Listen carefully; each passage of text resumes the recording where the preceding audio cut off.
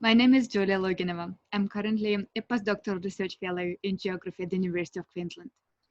Today I'm presenting along with Denisse Rodríguez, my former PhD colleague, who graduated from the University of Melbourne last year. She is currently a lecturer in human geography at Monash University. Our presentation today is about frontier socio-ecological systems in the context of state-led extractivism.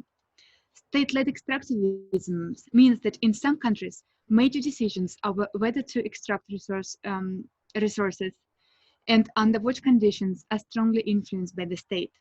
This is the case in Russia and Ecuador, where we come from. We've expanded extraction to remote, hard-to-reach regions under the agenda of sustainability and development. In Russia, during the presidency of Vladimir Putin, the strategic policy to integrate in the global economy has been focused on large-scale extraction and export of oil and gas. The cold Arctic region has become the hotspot for major projects run by state-owned, transnational and national corporations, but ultimately supported by the state. This is despite the rapidly growing and obvious impacts of climate change in the Arctic and unpredictability of global commodity markets.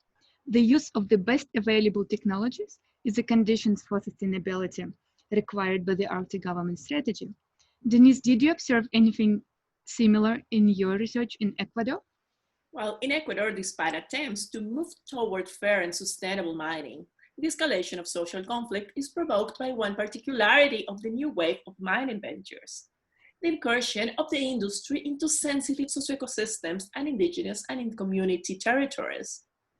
The need to make productive those remote or uninhabited places is a narrative often used to justify resource exploitation, reflecting deep power asymmetries as the government itself incorporates that language at policy level, given that interests converge with corporate ones. Uneven power structures become evident when the state apparatus favors extraction through privileges in licensing, taxation, and subsidies, as well as influence in corporate decision makers. This often comes at the expense of socio-ecological justice. To ensure a social license to operate, governments intervene in emerging conflicts and grievances. Their approaches can range from oppression to complex appeasement, to tame dissent, and to limit participation in the decision-making about the extraction projects. Now, each of us independently conducted our fieldworks in high latitudes in Arctic Russia and high altitudes in highlands of Ecuador, as we were interested in the regions where resource extraction has been unwelcomed and people maintain strong attachment to nature.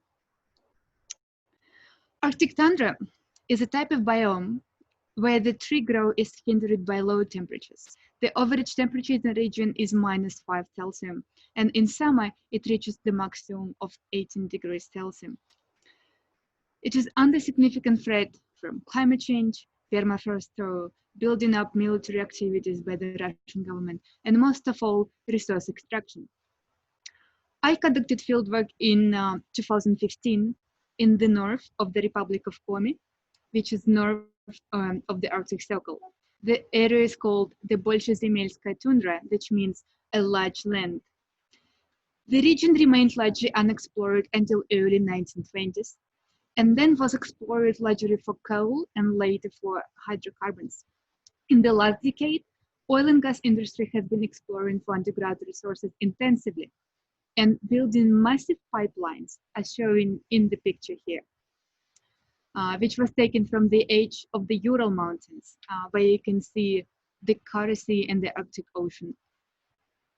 It was Bavaninkovo-Ukhta gas pipeline connecting the underground treasures of the Yamal Peninsula to Russian central gas infrastructure, where gas used for domestic consumption, but also is exported to Europe.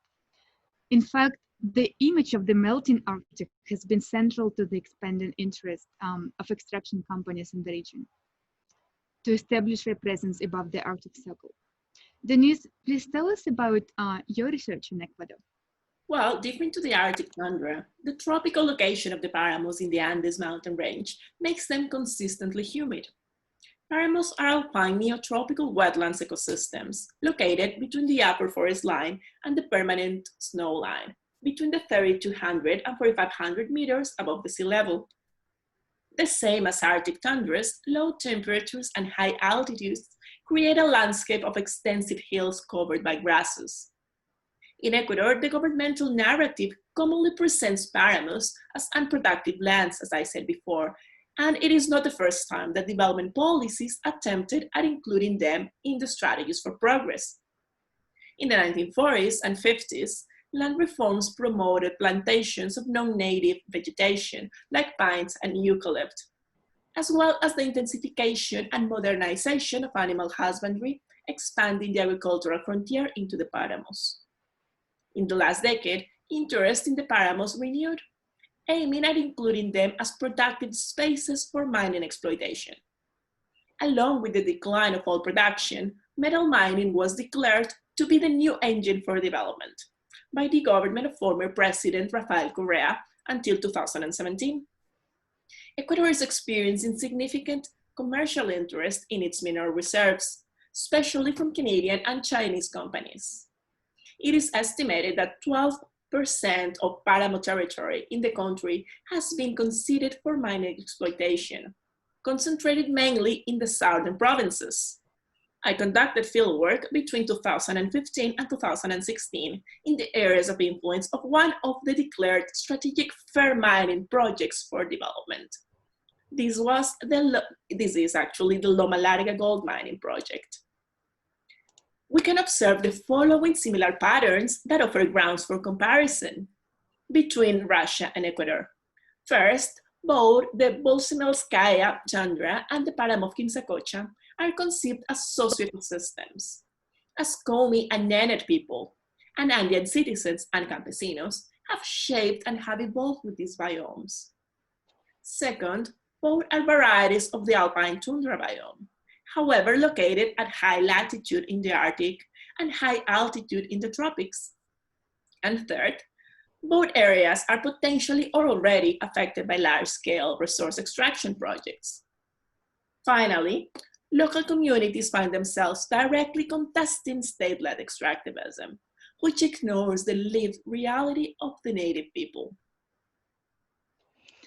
So we use the concept of socio-ecosystem to highlight the human environmental interdependencies that acknowledge humans and communities as integral to ecosystems, their state, and their functions.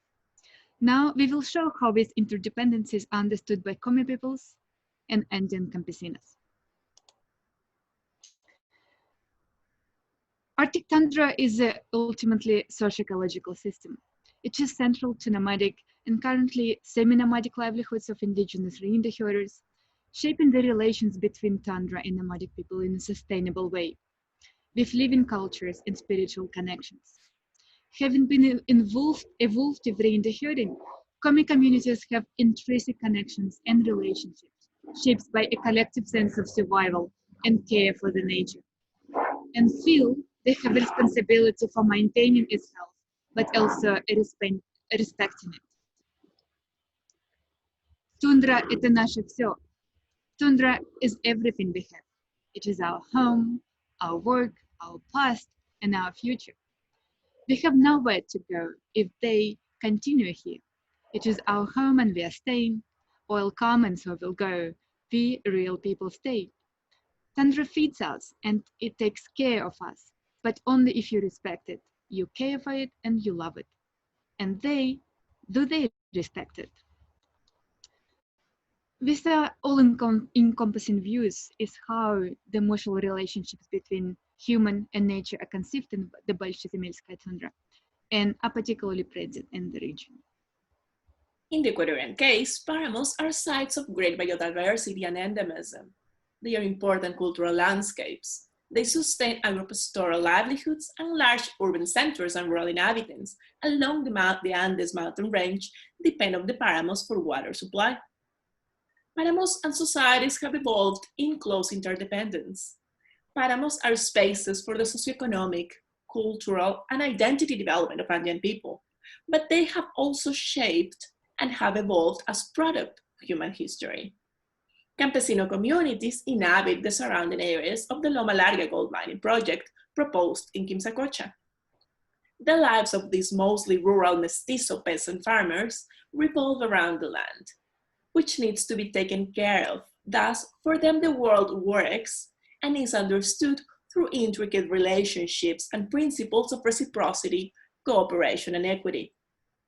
This reciprocity engenders a greater understanding of the interdependencies between society and nature, evident in the following quote from community leader Yacu Perez. He is currently the prefect of the province of Azuay.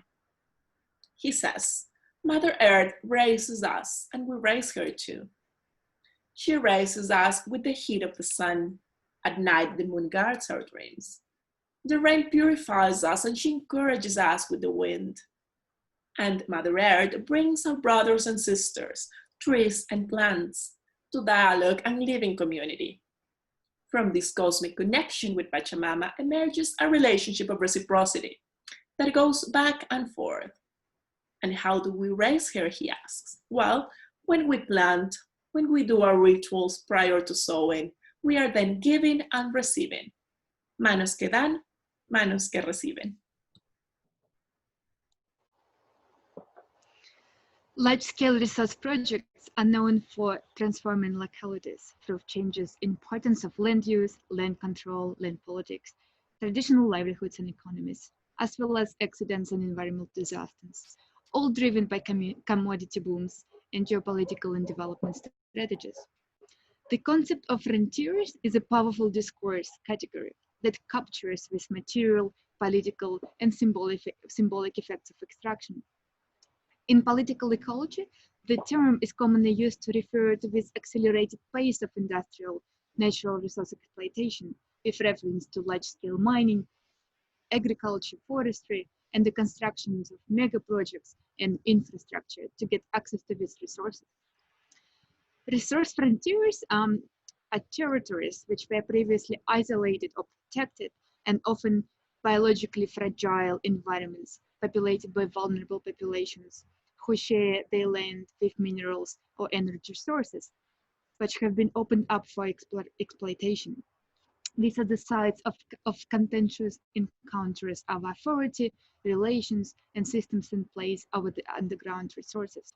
There are other different conceptualizations presented on the slide, and although they all can be used to understand the processes which we studied, we found that they do not particularly take into consideration these ubiquitous interdependencies which we observed. Isn't it, Denisse? Well, indeed, resource-based development redefines previous spaces of life as sources of desperately needed natural resources. Dominant and apparently equitable resources for fair and responsible resource extraction for development are used entangling sustainability and fairness, but they ignore the reconfiguration of local dynamics and priorities in the use and enjoyment of so-called resources. Largely overlooked by the discursive reconfiguration of the last resource frontiers to be developed are the integrity of the socio-ecosystem, the role of humans as interdependent within those socio-ecosystems, as well as broadly conceived disturbances. Socio-ecosystems are crossed by social relations that determine the construction of social patterns of exposure and vulnerability of the ecosystems linked to economic production or consumption. And under state-led extractivism, previous centers of life are transformed in resource frontiers. We challenge the notion of unproductive or unused spaces often used in governmental and corporate discourses aiming at transforming these frontier socio-ecological systems in resource frontiers. Contrasted with a narrative that presents this as the last resource frontiers to be developed, both in terms of bringing progress to the population and making productive those spaces, we aim at centering those interdependent spaces of life as the last socio-ecological frontiers to be defended, as understood by the socio-environmental movements we worked with, the Pechoa River Saviors and the Water Guardians of Quimsacocha. We use the concept of socio-ecological frontiers from a political ecology perspective to understand why socio-ecological movements emerge under encounters with state-led extractivism. Scholarship in political ecology has done ample work analyzing meanings and discourses deployed in resource struggles, informed by constructivist approaches. We agree with Arturo Escobar and Nita Singh that it is necessary to push the field towards post-constructivist political ecologies that politicize relational ontologies and effective socio-nature encounters, acknowledging the existence not only of different worldviews, but of different worlds. This approach can be used to explain the urgent need of engaging in open resistance in defense of nature, more specifically of the socio-ecological frontiers that we have explained today. We focus on the intersection and even overlapping of so-called resource frontiers and socio-ecological frontiers as spaces in which resistance is motivated in defense of the interdependencies that resource extraction ignores. By conceiving resources as independent from the socio-ecological systems they are part of. We believe that beyond the role of emotions in social movements to understand mobilization against extractive projects, and beyond cosmological and ontological dimensions highlighted in mobilizations in defense of the non-human world and non-human entities as living beings, and as political actors through the emerging work in ontological politics, broader understandings of visceral engagements between nature's defenders and the socio-ecological systems they are part are very limited. So we argue that these clashes of resource and socio-ecological frontiers become sources of powerful resistance and mobilization, which are based on the important knowledge on how social ecosystems will respond to anthropogenic intervention. In our cases, the fierce resistance emerging in both the Polzhemelskaya tundra and the Param of Kimsakocha arose as the extractive projects threatened to modify not only natural cycles, but myriad interdependencies with communities. In our recent joint publications, we have explored how socio-environmental movements, known as water guardians of Kimsakocha and Pechora River saviors, have navigated through power asymmetries in the quest of spaces, not only to demand meaningful participation in decision-making, but also to secure their own priorities for well-being. What connects the struggles in our socio-ecological frontiers in Russia and Ecuador is the similar production in defense of alternative futures, which include but are not limited to maintaining self-sufficiency outside the market, embracing this role of socio-environmental guardians of socio-ecological systems, reviving the spiritual and scenic attributes of the landscape they inhabit, and reconnecting the broader population with the nature and culture. Maintain recognition of the all-encompassing relationship of reciprocity within socio-natural engagements, underlying this critical narrative that communities have developed in the encounters with state-led extractivism and its commodification of nature.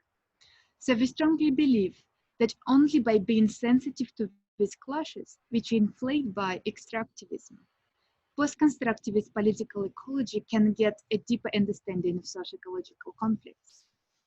These are the ideas we want to develop further as they are related to the pressing questions to encourage an influential social and environmental change. And we would appreciate any feedback you might have. So this is the end of our presentation, and thank you so much for your attention. Thank you very much.